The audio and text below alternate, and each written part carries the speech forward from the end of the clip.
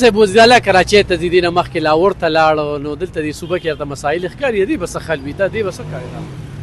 صوبه کې خو ډېر زیات مسایل دي په دې وخت ځکه چې دهشتګردي ده او په یو شي کنټرول نشته که د خوراک څښاک اشیا ګورې دا هم ګډوډ دي که نه هر سړي خپله منماني ده چې څه یې وکړله او غریبي د خلک خو ډېر تباه برباد دی او ګورنر صاحب وزیراعلی صاحب کوشش کوي په دې کامیاب کړي په دې خپل دغه کې او مشکله غوندې راته ښکاري ستاسو چې تحریک انصاف دپاره ډېرې قربانۍ دي خو لکه دلته کې دا خپلې مسلې خلکول نه دي چې زه په ټور باندې کله کراچۍ ته ځم او کله لاهور ته ځم لکه هلته نور تنظیم نشته ولې نشته ولې نشته اول دلته خپله صوبه کې چې څه مسایل دي دا حل کول غواړي ټیک شوه که نه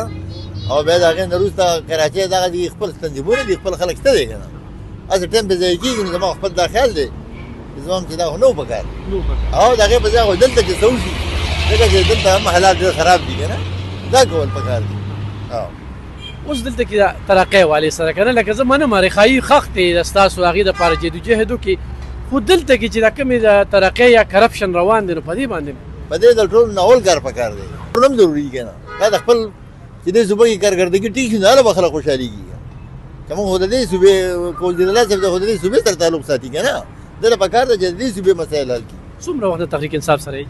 یاره چې موږ تقریبا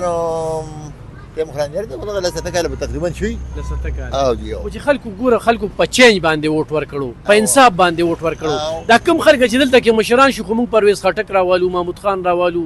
یو وي مسکینو بل وي دبنګو بل وي ینګ دی بل وي ملنګ دی خو کارکردګي نو موږ ټولو هم په دې توقع سره دې کې شامل شو یاره دلته به حالات ټیک شي او انصاف ته راشي که نه خو هغه توکي مې دي نه څه شو بس هغه زړه په زړه دي مونږ ته خو څه په نظر رانغله او ځکه چې ته یونیورسټي جوړه شوه دلته نه چې ته سکولونه جوړ شو زما په خیال خو زه په خپله چې ورسره دلته یم دا مونږ چې ته زما په نظر خو څه سکولونه یا څه غړ غړ پروجېکټ رانغلی او په نورو کوڅې خو مخکې هم جوړېږي اوس هم جوړېږي هغه څه خبره نه ده بل دلته بېروزګاري ده ډېره زیاته موږ چې خلکو ته به روزګار میلاو شي ډېره بېروزګاري ده ډېره مننه مهرباني